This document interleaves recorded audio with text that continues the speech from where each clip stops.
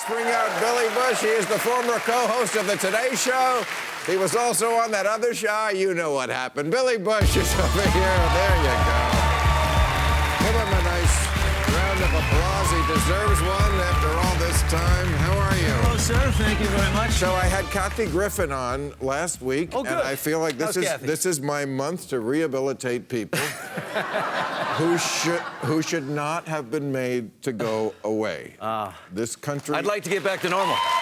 Exactly. Yeah. As we know, you were, the guy in the bus with the president when he said those nasty things about grabbing pussy. First, let's just ask how you would have handled it differently now that you can look back. Probably would have just changed the topic. I mean, I spent a lot of time with Trump back then because... Yeah, I didn't realize that you and Trump, you were... Well, I was the entertainment correspondent for NBC. And he was the cash cow. He was the cash cow. He was pulling 20 million viewers a week or something, so I'm with him 2-3 times a week. You had to kiss his ass. Yeah, sort of. I mean, you sort of meet them where they are. Or you can interrupt him, and then you know how volatile he is, right? So he'd be like, I hate Billy Bush. He's done. Moving on. Entertainment Tonight only. Forget Billy Bush. And then I have to explain why I lost the Trump, the big fish. Right. So, okay. So, and I'm sure everybody says this to you, but it is weird that he kept his job and you lost yours. Little irony. Yeah. And how has that made you feel the last year and a half? Shitty. Are you over it? I'm sure there was a period of bitterness. Yeah. Oh, yeah. It's definitely. It's in the beginning. You know, it's. Let it out. It's chaos, right?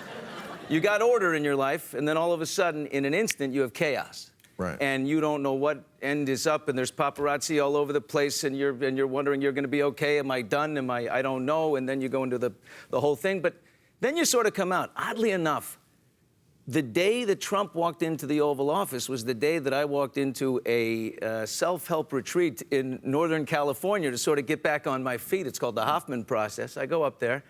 And I'm 7 days off the grid. I'm like the guy from Ohio there who knew too little.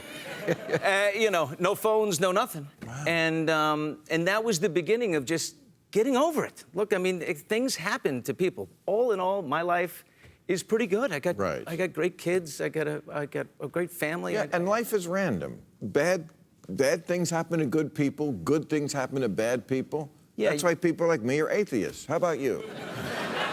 Did it make you lose your faith? Bill, I thought you'd like this. I'm donating the $850 I get to appear here to the church in Los Angeles. Just because I thought you'd...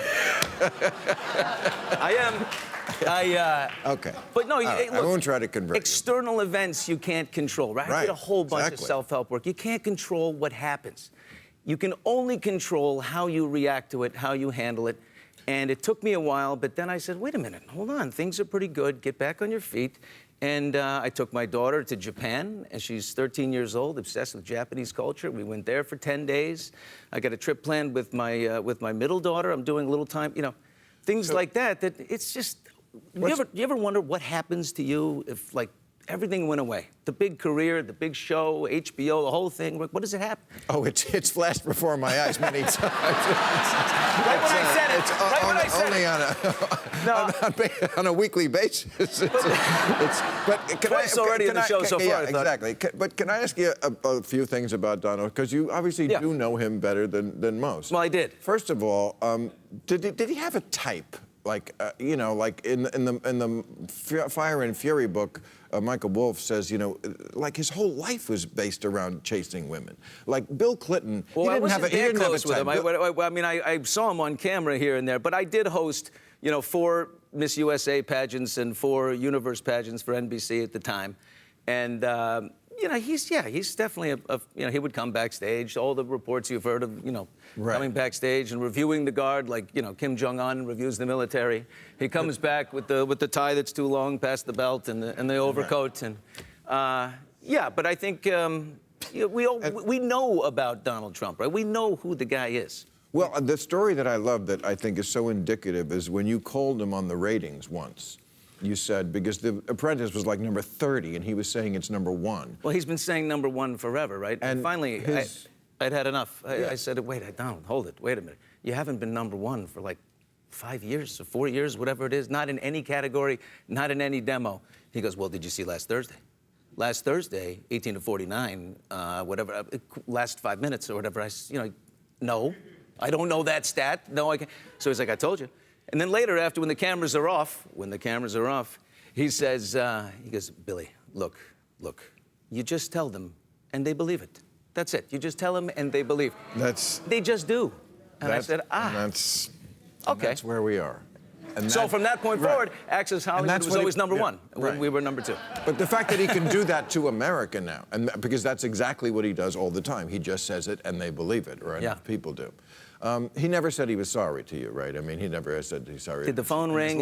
Yeah. Well, he didn't do it. I mean, in fairness, he didn't, leak the a tape. But I didn't want him to call. I don't want to talk about this. I haven't spoken to him in 4 years. I have to ask one more thing. Did you actually give him the Tic Tac when he asked for the Tic Tac? Because I always thought that. I know your Tic Tacs are regular. I always thought the Tic Tac was sort of like a Columbo episode. That was the little detail that showed that this wasn't just locker room talk. He was really going to do it. Of course, why else do you need the Tic Tac? No. If you're not going to kiss somebody, why, Billy, give me a tack? 13 years ago, I kissed a lot of ass, but that's where I drew the line. No Tic Tac. I don't provide. So you did not give him the Tic Tac? I did not give him. I draw the line. I'm so glad to have found that out, ladies and gentlemen. No Tic Tac.